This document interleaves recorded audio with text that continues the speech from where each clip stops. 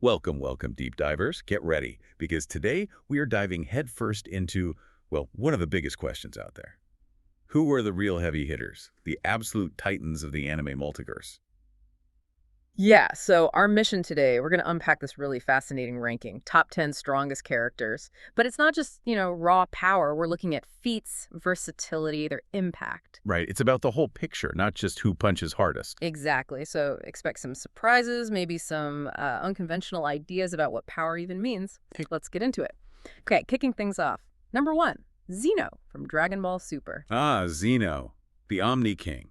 Right. Now, he's not a fighter, not really, but his power. Yeah. It's just absolute, isn't it? Erasing whole universes like it's nothing. Exactly, a flick of the wrist, gone. And the gods, like Beerus, they are utterly terrified of him. So it's less about combat and more about just fundamental authority. Precisely. He makes fighting irrelevant. He's the delete key for reality. You can't fight that. It's ultimate authority. Full stop. Wow. Okay, that definitely reframes things right off the bat. Yeah. So from cosmic deletion to, well, the ultimate punch. Number two, Saitama. One Punch Man. Saitama, yeah. The classic unbeatable hero almost. He's famous for just ending fights. Yeah. One punch, done.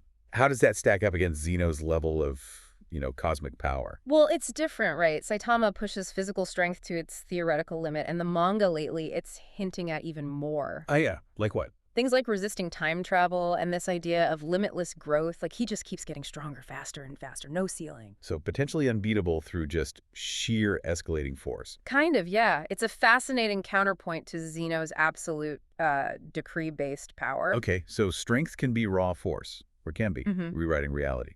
Number three is the creator, Featherin Augustus Aurora from Umineko. Ah, Featherin. Now we're getting into meta territory. Meta being. What does that mean in this context? How does that translate to omnipotence?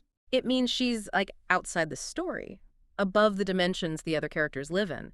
She views their reality as fiction, something she can edit. So she literally writes the rules, rewrites reality like an author. Exactly. She controls the narrative. It makes you question the whole ranking, doesn't it? Physical power seems almost quaint next to someone who authors the universe. That is. Yeah, a totally different level. Mind-bending stuff. Okay, let's pull it back slightly. Raw power, but always evolving. Number four, Goku. Ultra Instinct Goku. Right, Goku. Always breaking limits. His whole thing is pushing past boundaries, fighting on pure instinct in Ultra Instinct form, shaking the multiverse, rivaling gods. How does he fit in here? Goku represents, adaptable power, maybe. Peak combat evolution within his universe. Ultra Instinct is incredible, letting him react without thought, but his real strength is that potential. He never stops growing. Always pushing higher. Hmm. Okay, now what about becoming a concept? Number five, Madoka Kaname from Puella Magica, Madoka Magica. Madoka, yeah, her transformation is something else. She becomes the law of cycles. What does that actually mean, power-wise? It means she basically becomes a fundamental principle of her universe. She exists across time and space to erase witches, sort of like embodying hope or karmic balance. So not direct combat, but altering the rules of existence itself, controlling fate. Pretty much. A godlike entity defined by her function, by the universal law she embodies. Okay, different again? Then number six, we switch to strategy and hacks. Gojo Satoru from Jujutsu Kaisen. Gojo, yeah, his abilities are nuts. Limitless plus the six eyes. That infinity thing. He's Well- basically untouchable, right? Manipulating space. And his domain expansion. It's about absolute control. Infinity makes him invulnerable, yes, but his domain expansion, it floods your mind, paralyzes you. It's not just raw power, it's overwhelming your very ability to process reality. System mastery. Terrifyingly effective. Okay, now for a real curveball, I think. Number seven, Ryuk from Death Note. Uh-huh, yeah, Ryuk definitely stands out. He's not throwing punches or warping reality. He just Right. writes names in a book. Why is he on a list with these cosmic beings? Because it forces you to think about types of power.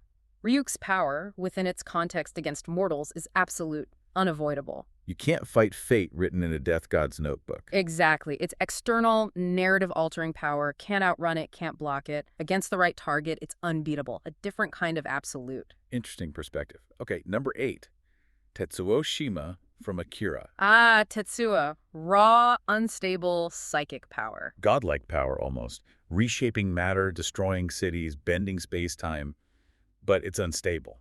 Hugely unstable. That's key. He embodies power that's almost too great to control, bordering on apocalyptic, devastating potential, barely contained. Right, the dangerous part of it. Yeah. Okay, almost there. Number 9, Ichigo Kurosaki from Bleach. True Bankai Hollow form. Ichigo. His strength is synthesis, right? Shinigami, Hollow, Quincy powers all mixed together. Yeah, that unique blend makes him incredibly adaptable. He fought cosmic threats like Yhwach, who could rewrite the future. Ichigo could withstand that, counter abstract powers. That adaptability is key. And finally, number 10, Naruto Uzumaki Bruto era, Baryon mode. Baryon mode Naruto. Wow. Fusing his chakra with Kurama's, Ah, creating basically nuclear energy, but at a huge cost. the ultimate sacrifice play. It's immense power, enough to overwhelm a god-level being like Ishiki, but it burns out his own life force. It's power defined by its cost and strategic use against an impossible threat. Pushing everything to the absolute limit. What a list. So this deep dive, it really showed the sheer range of what strength can even mean, didn't it? Absolutely. Cosmic destruction, reality warping, rewriting the story, strategic invulnerability, even just writing a name. It's definitely not just about punching hard. It's Yeah. influence, feats, versatility, often in ways you wouldn't expect. Which leads to a question for you listening. What really is ultimate power? When it looks so different, physical, conceptual, existential, how does seeing all these different forms challenge, your idea of what it means to be dominant? What truly matters at the highest levels? That's a deep one to chew on.